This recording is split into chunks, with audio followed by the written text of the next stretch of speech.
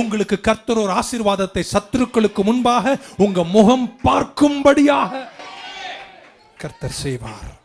Before me in the presence of my enemies. உங்க ஃபேஸ்ல ஒரு blessing, a blessing on in your face. Amen. அதுவும் எங்க?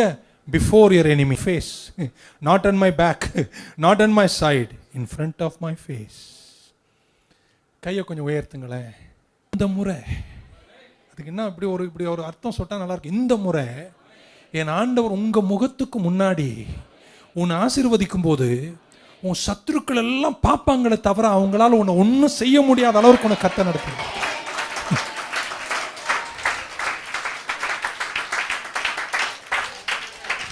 உங்க ஆசீர்வாதத்தை எவனும் தடுக்க முடியாத அளவிற்கு உங்க முகத்துக்கு முன்னாடி அதை பார்க்கும் அளவிற்கு கர்த்தர் செய்வார்.